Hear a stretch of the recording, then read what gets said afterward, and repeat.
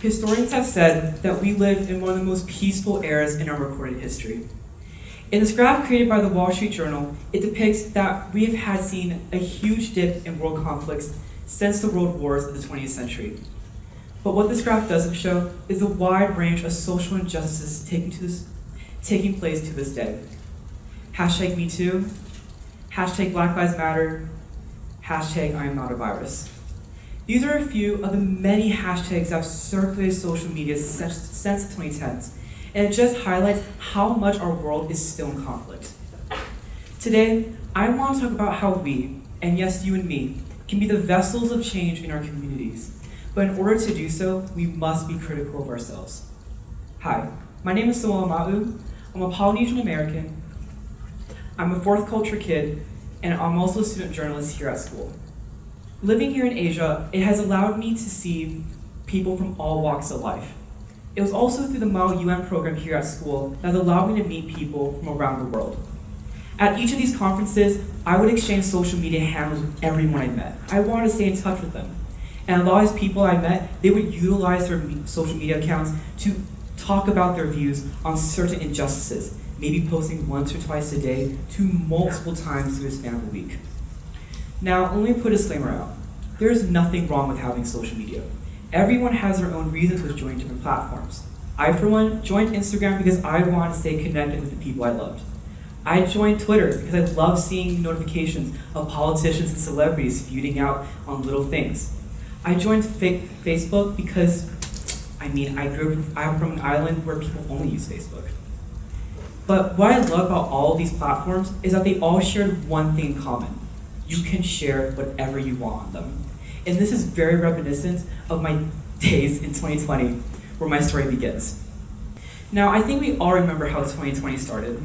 Life went from this, happy, all the way to this, chaos. But instead of chaos, like this family feuding, we were that boy on the right-hand side, disconnected, on our phones, hours on end through a day. And I know most of us were doing that. I mean, who went to all their Zoom lectures in a day? I know I skipped some. And in those days I skipped some of those classes, I would be scrolling through my phone endlessly on social media. And on social media, I would see lengthy posts about the worsening conditions of the virus. But I would also see the worsening conditions that Asians were experiencing globally. Now I thought to myself, what if some people in my school didn't know about this? So I took to my social media, and here are some of the things I would have posted online. I would have posted the longest pandemic that might have started because of quarantine period. I talked about how companies were refusing sick pay leave for employees who were worried about getting the virus. But I also posted about innocent Asians who were refused services or even help during this time. Now, after posting this, I still felt empty. Was my actions sufficient enough? Were my posts reaching out to everyone else? And then I realized that in order to become the vessels of change, the first step we must do is to invest our time into research. We ourselves cannot have intellectual conversations with our peers about issues such as, let's say, attacks against Asians if we ourselves do not understand the historical issues behind overt racism against Asians. Now, the second element about becoming vessels of change is a skill I picked up in my time in the digital journalism course here at school. In this course, my teacher pushed me to consider the other side while I was writing editorials. It was also my mom who would continuously ram this in my head. She was a pacifist who ironically loved to push my buttons, but she always told me that this was a life skill that I ought to practice in life. She has told me that sometimes it might be uncomfortable to hear from the other side, but she also said that true change comes when you yourself understand where the other side's coming from. And because of that, it has pushed me to understand why other sides would view things differently. And this is a second skill that I wish everybody could take in. Is that you yourself must seek to understand for there to be real change. So now we have 2 points down. Invest time into research, but also to seek to understand. And then there's a third point. You should be vocal about your opinions. Your opinions matter because they can help spark conversations on different issues. But just as much as this might be beneficial, it can be a really daunting task. I know for one that much of the Western world is extremely polarized on certain issues, whether it be the debate on climate change or the debate on gender wage gaps. It is just such a daunting task to do.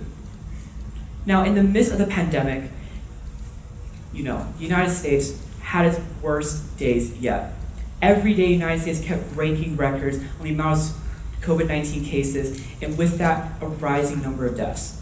And I was infuriated by this. I kept seeing posts online about anti-mask protesting and how wearing a mask was taking away your liberty. And by the time of August, I had it. I took my social media and I posted lengthy statements about why wearing a mask and social distancing was important to protect you and your loved ones. And through that, I got a positive feedback. People were saying, Sam, you were doing a good job. You were speaking out about people who didn't see what was happening. And through that, I thought I was doing a good job. But then I got this one message. Let's call this guy Dave. He was my friend from the States, and he had said that whatever I was saying on social media wasn't right. He said I was not considering what other people were going through. And I remember he said, and I quote, it was the un-American thing to do. And I was startled. How could one say any of this? I thought I did my research, and I thought I was understanding where the other side was coming from. But then I realized through my lengthy conversation with him that in order to be vocal with your opinions, you must do it with respect. As much as it is important to research into topics that you're posting about, and as much as important as it is to seek to understand the other side, you must do it with respect. Now, I hope all my stories and all my points I've made have been beneficial for all of you. I know that being an advocate for different justices in this world can be a daunting task, but it really isn't that hard. Anyone can be an advocate if they just follow these 3 simple steps. Invest time into research, seek to understand, and voicing your opinions with respect. If you follow all of these 3 points, then you, and yes you, can be the vessels of change in your communities. Thank you.